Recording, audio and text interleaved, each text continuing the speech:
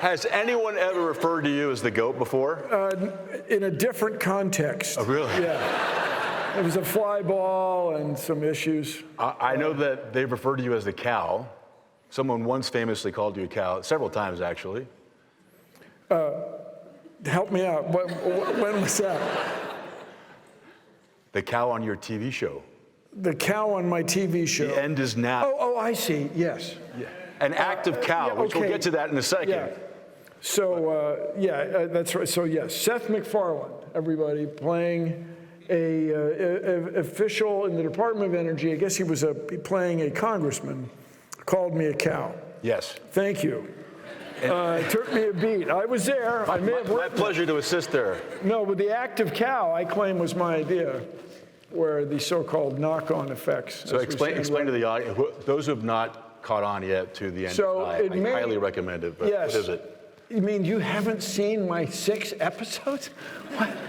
I guess that's how you had time to get here. You got those under your belt. So the active cow is motivated by a myth or lore or story where Mrs. O'Leary's cow kicks over a lantern and starts the Great Chicago Fire.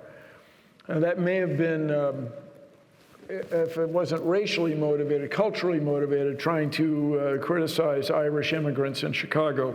But anyway, you don't want kerosene lanterns near straw and hay because things could go wrong.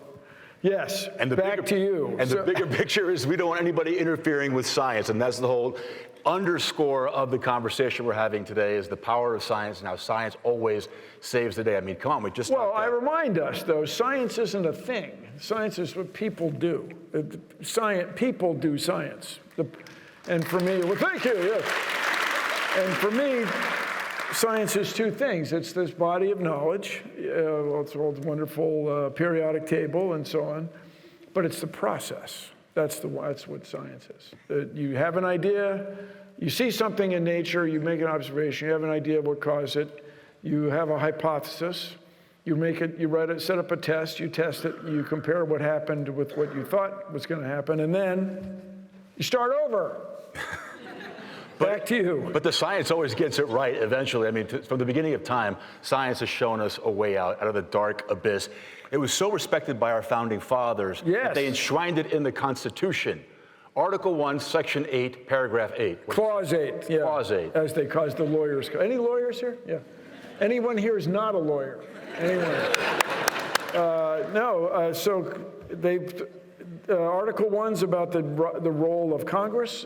Section 8, Clause 8 refers to the progress of science and useful arts. And to me, useful arts is 18th century, 1700s speak for engineering, for making things, using science to make, like a bridge, a church steeple, what else did we, weather vanes, lightning rods, stuff. I just like to remind people that this is an old idea. Interesting to me, the word scientist was not coined until around 1830. Before that, you were a natural philosopher. But the word science was around, was extant. So we've come a long way, and if anyone has moved it at hypersonic speed, it's been you, Bill Nye. I mean, the way that you've inspired multi-generations of young scientists who are out there right now. Thank you. On the front lines, fighting this climate fight because of you. So why is everything still so screwed up? That's a great question. Why is everything so screwed up? I'm so old. How old are you? I'm so old. I remember when James Hansen testified in front of Congress long about 1988, talking about climate change. And now I was telling Sean from local NBC, you can go on the electric internet machine there and find the documents from Exxon in 1977 and 78 where these scientists saw the problem, like, if we keep this up, this will be an issue. But we've hardly done anything about it. So let's go, people. Let's get her done. Let's go.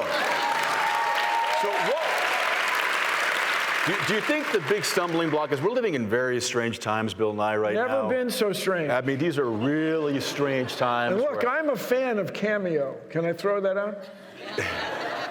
She's strange and I like it. I mean, I love that song. But this is really a strange time. I mean, alternative Older facts. reference lost on many of the younger listeners. Sorry about that. I don't know who Cameo is, but I'm going to go with it. The guy with the hat. He had the hat. Okay. And he sang a cool sort of disco, not quite disco song. Thank you, Bill. Yeah, all right. No, but this is a great question because you tee this up perfectly for me. And like, I can't wrap my head around this. I jump up and down every day. That's why you're so fit. That's why I'm so fit. I scream and yell, and I try to engage the TV audience here in South Florida to care, to give a damn, to do more, to be a part of the solution. And yet, we still face pushback. Why is it that there's still so much denial happening in the world, knowing what we know, knowing what the science is, and what the science dictates for us to do to move this forward? Well, I think everybody would agree it's a slow motion problem. It just doesn't seem believable that the scale of climate change could affect Florida on the scale that is becoming clearer and clearer, at least to those of us who don't live here. It looks like Florida's got more climate impact, climate effect, the economy is affected more strongly by climate every year. So I guess the longest journey is starting with a single step. But I see it, for me, if Floridians could be leaders in climate change. It's easy to say. And the other thing, just, everybody's backlit, brightly lit here, but young people, it's now and then, you'll meet a young person who's not very concerned about climate change. Mm-hmm. I mean, here and there. But most young people are very concerned about the health of the planet, our future as a species. And so when you all, young people, are running the show, you're not going to put up with this stuff, and you're going to get her done. But with that said, there's an enormous contingent or faction of people who still refer or continually refer to somebody like me as an alarmist. Mm-hmm. I'm an alarmist. Well, what am I supposed? Gee whiz, how else would you expect? Well, what do you want me to call it? Very concerningist. Let's let all solar panels be made overseasist. Like what heavens? So I always say let's get to work. But you guys, what we have to do is integrate this. I mean, everybody knows this. But we have to integrate climate policy with energy policy. And when we're talking about energy, we're talking about electricity. He was just here talking about sustainable aviation fuel. That's somewhere you got to have electricity. He talked about wind turbines at 100 megawatts. But we still have to solve this baseload problem. We still need electricity when the sun's not shining and the wind's not blowing. So would you all just get that done? Yeah. And so. So I spoke to a very inspiring young man by the name of Benji Becker. Do you know who that is? No. Help me out. He leads the American Conservation Coalition, and it is the forefront of the youth conservative climate movement, which I'm very happy to see that exists. That's a real thing. There are young conservatives out there that care about climate and want to move the needle forward and want to be at that negotiating table and be part of that conversation. That must inspire you as well. Yeah, well, for conservatives here, I'm sure there's some of you. This mythic thing that would address everything that's been talked about, the funding, the fairness or equity, diversion, inclusion issues, and in this one example of sustainable aviation fuel, if we had a fee on carbon. Yes. We can't call it a tax. We can never use the word tax. But if the price of an airplane ride were tied to its effect on the atmosphere, then everybody would be motivated to get her done, And so everybody's talking about electric cars. I'm kooky for my electric. I have a Chevy Bolt. You guys, it's like science fiction. Has anybody driven this car? If the highway is in the system, and in California, every highway is in the system. I mean, my goodness, alleys are in the system. The car drives itself. You can let go of the freaking steering wheel. It's like, doot, doot, doot, doot, doot, doot, doot, doot, doot, doot. But the problem is not solved without infrastructure and without the electricity coming from a renewable source. Right, but that's happening, and we just signed this. It is a long way to go, I know, but there's encouraging news on the forefront. Obviously, the Inflation Reduction Act with $369 billion going towards climate solutions. We're going to invest $500 million in actually creating more of these charging stations throughout the country. That's a big boost forward, right? Yeah, oh yeah. But if I may whine and complain, as a Californian, 2 weeks ago, I drove from Los Angeles, from Studio City, which, if you're not familiar, is like in the Valley. I drove from the Valley to Berkeley, where everybody is required to wear Birkenstock. But I had 9, and I'm not joking you, I had 9 different applications to get electricity, and one of them was the Chevy itself. So let's call it 8 applications. And you go, it's 10 at night, San Luis Obispo, you gotta find the charging station, which is behind a grocery store, and nobody really knows where it is. And then you gotta call the company, and then you gotta give them your Visa card, your email address, you have to create a password. There's a happened 4 times. There's like a charge point file. Oh, I got charge point. Oh yeah, tell me about it. Yeah, good, thank you. So I concur. Imagine, peoples, if you went to a gas station and you had to give Exxon or Shell or somebody $20 or $30 in a Visa card and your email address to get a gallon of gas. There would be pitchforks and torches. Right. Nobody would put up with that. So we have to integrate policy, everybody. I mean, I know we all know this, but it's really important. And people say to me, Bill, Nye, GOAT, what can I do about climate change? And I always say, vote. Right. You have to vote. If we don't vote, we can't get there. So it's easy to say, but it's a real thing. That is a silver bullet, but we're talking about, these solutions that already exist, the science that we already know, the roadmap is there. How do we supersize those solutions and move them forward at great scale? So everybody, I go on about this all the time, and if any of you doze off, I understand. But both of my parents were veterans of World War II. My dad was a prisoner of war. He was on Wake Island, which you may not have heard of. You go to Hawaii and then you go that far again. It was a reef that was big enough, or is big enough, to have a runway. And they were bombed on December 8th, which is the same as December 7th in Pearl Harbor, because the international date line. They fought back for 2 weeks. He's captured on Christmas Eve. He spent 4 years as a prisoner of war. If you get a chance to be a prisoner of war, I wouldn't do it. I mean, it sounds like an adventure and stuff. Then my mom was recruited by the Navy to work on these codes, the German code and the Japanese naval codes. And my point simply being that they had a global problem. For 5 years, everybody was talking about this one thing, winning this conflict. That's all anybody was talking about. The songs, the posters, the post office, the rationing, which may not have really been effective in the material sense, in the rubber and stuff, but it got everybody in the spirit. And these people came from all walks of life, different political views, and they got her done. So I want us to remember that, especially here in the US, we have the ability to do great things. Teddy Roosevelt said, dare mighty things. Let's go.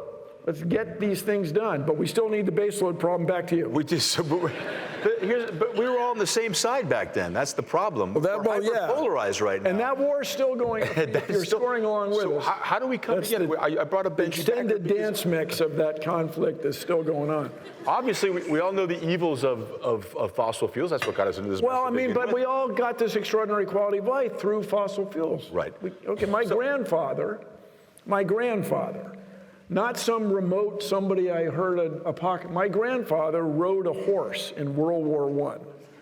He was a chemist, shockingly, and he would put chlorine in the canteens, in the Lister bags, to keep people, or try to reduce people getting dysentery, which makes you ineffective as an infantry soldier.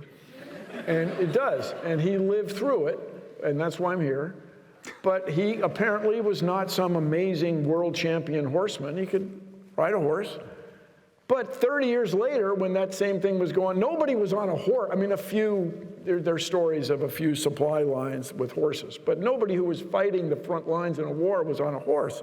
It was all internal combustion engines. They changed everything. Let's change everything. Come on. It's all.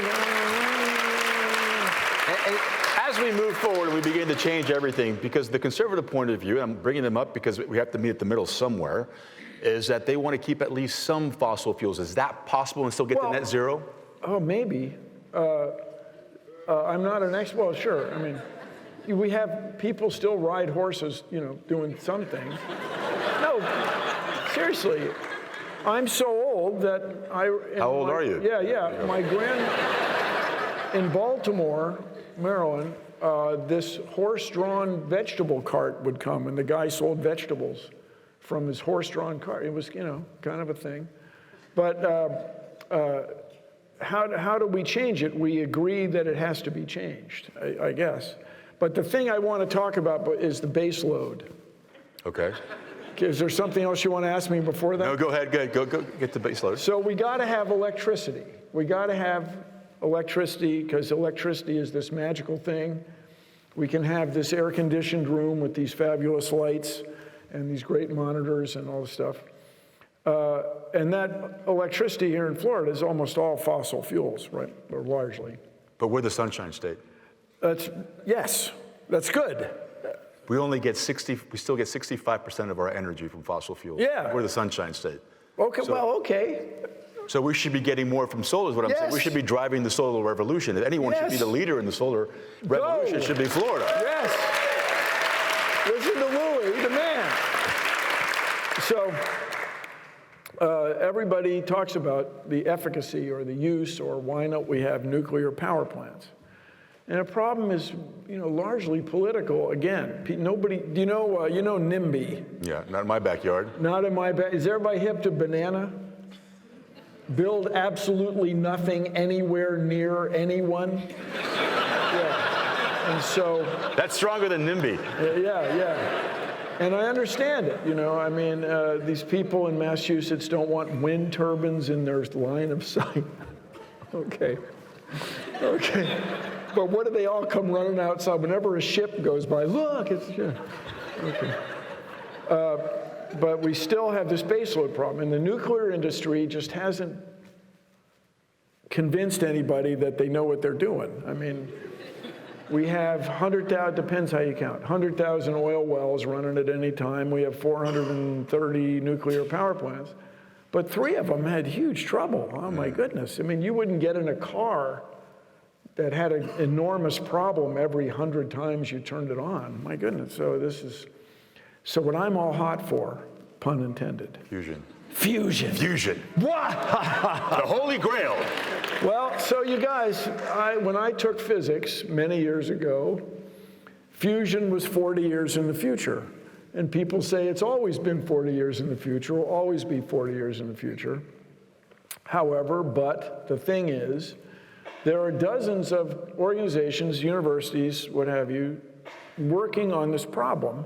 And you all were alive when, largely from a military thing, they got fusion to work for a moment. Inertial fusion, where just ice of deuterium, of frozen carbon with frozen hydrogen with an extra neutron for a moment fused, right? Freaking cool. But you got to build these little gold peppercorns, but the longest journey, is almost 80 years, almost to the day, 80 years ago that Enrique Fermi and those guys got the first nuclear-controlled nuclear chain reaction. And so, you guys, it's very reasonable that you all will be alive when this problem is solved. How do we solve it? We throw money at the problem rather than counting on entrepreneurial founder, digital content manager people. We invest, we get government funds and see if we can solve this problem. And as you guys, I was born in the US. I don't know any better. I want the U.S. to be the leader. I mean, I can't help it. I mean, I know many of you are from around the world, but... So we had a promising experiment in California not too long ago. They actually were successful and actually... That's what I'm saying, yeah. Yes. Yeah. So it's happening. Yeah, but that was not but, or and. It was, you know, for a moment, and it was an extraordinary thing that kind of derived from military investment. But, well, let's go. And I was talking to you earlier this week about a dinner party that I was at where there was a nuclear scientist at the dinner table who was working on a fusion project in Western Europe. And he told the dinner table that we're still, 40 years away. 40 years away. Yeah. So, but is it closer to that? I mean, Tom Sire said it's by 2040 last night. Yeah, 2040. That would be pretty cool. Yeah. Yeah, or hot. No, so what you do, you guys, is you get heat and then capture the heat the way we all do in mechanical engineering with giant tubes of hot water and steam and cooled turbines and hot turbines. So how do you feel about fission, though? Because well, that's what I say. The fission industry just has gotten everybody bananaed out of their minds. Where, 3 Mile Island, I was alive for this, you guys. So was I. Harrisburg, Pennsylvania. It's not hidden. It's at the end of the runway in the state capital of Pennsylvania. And they had an evacuation plan where people on this side of town were supposed to go this way, and people on this side of town were supposed to go that way, which didn't work out. But nothing happened. The leak was controlled, and the argument is, well, look, it worked. But nobody was confident. And then this thing in Chernobyl, I mean, well, they shouldn't have done this. Well, they shouldn't have used that material on the roof. Well, they shouldn't have kept that thing going while they were running. But they did. And then in Fukushima, I do a job every year for Toshiba. And everybody at that company either knows somebody or knows somebody who knows somebody that was affected by that thing. And so I'm all for running tests for building a pilot plant. And usually in the U.S., you would build it out west where there's a lot of room. And people would try it and see if we could make a nuclear reactor that would be safe and shut itself down if there's a problem. And then we got to figure out what to do with the waste that people will accept. But, if you watch the Tour de France every year, on the TV, these guys are bicycling through these gorgeous countrysides. It's just beautiful. And they clean up the roads for the race and everything. But they get 80% of their power from fission energy, or electricity from fission. And so it seems like it could be done, but the political problems are the big problem. What about geothermal? I'm so hot, pun intended, for geothermal. Oh my goodness, you guys, it's limitless. Is anybody good at drilling into the ground? Yes. We are. U.S. countries around the world are really good at drilling into the Earth's crust. Man, oh man. So, you guys may know this, through a remarkable clerical error, I went to Cornell University. It was something, go Big Red, but I'm all hot for CUBO, the Cornell Underground Borehole Observatory. So we are trying this, drilling a pair of wells really deep, and it's being done in central New York State, which is not an especially good place for geothermal. But the argument, the claim is if it would work there, it will work anywhere. Yeah. So the idea, you guys, is great. You pump water down, it gets hot, it comes back up, and you got free heat, and you heat all the campus buildings. And then in another case, you spin a turbine, very low temperature difference turbine, which is a hassle, but it's doable. It would change the world.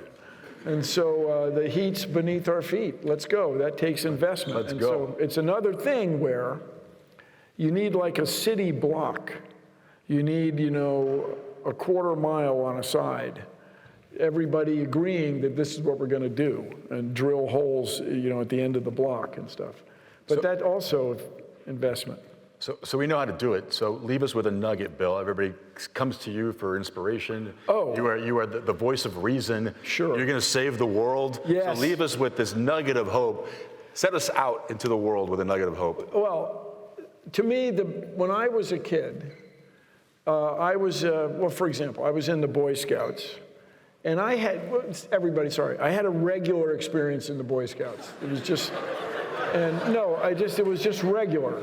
I watch these people on the TV that can't spend a night in the woods. Gee whiz, you lamos. Sorry. So in those days, nature was separate. Like you go back home, you're home, that your home and the house and the city and your city block are separate from nature. Then you go out in nature, be in nature, and do your things. Well, I think the biggest insight we could all embrace is we are in charge now. Humans are in charge of the whole planet.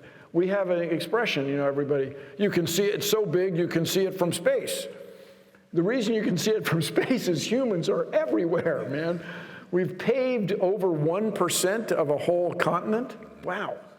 And so if we just look at it like we're in charge, we are stewards.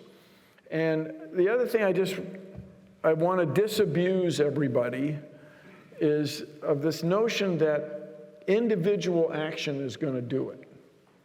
This is to say, we all want to embrace the idea of recycling. We don't want to waste these really valuable materials, especially aluminum. It's really valuable, recyclable material. Don't throw it away, recycle it. But that's not enough. Individual action is not, in my opinion, is not enough. We got to have big investments. We got to do big things. And the Inflation Reduction Act and the infrastructure arm of that certainly is a start. But we want to integrate government investment with entrepreneurship, with big projects to produce enormous amounts of electricity. That's what we want. And we got to change transmission lines. Okay, we're in charge. That's the message I want to leave. We are stewards of the earth. Well, if everybody's an electric car, we won't have enough power lines to, okay, let's fix it. Come on. And if I'm king of the forest, which is a ways off, the internet will be a utility, like the sewer and regular electricity. Everybody will have access to the internet. And the United Nations has these dozens of things they want to do to address climate change. What is it, 23? 23 individual actions. That's a lot, man. 23, wait, 10? Sure. Yeah. So I say three things. Clean water, renewable electricity that's reliable, and access to the internet for everybody. What we want to do is raise the standard of living of women and girls. When you raise the standard of living of women and girls, well, cheer me on, but objectively it's been shown over and over. You raise the standard of living of women and girls, everybody's life is better. And in order to do that, people have to be able to get water for agriculture, they have to have water to drink, potable water. Then they need electricity to do all these cool pumping the water around and reading with lights at night. And then with the internet, you can have education around the world. And that will change things. So working together, we can, dare I say it, change the world. Thank you, guys. Bill, everybody. Thank you, Louis.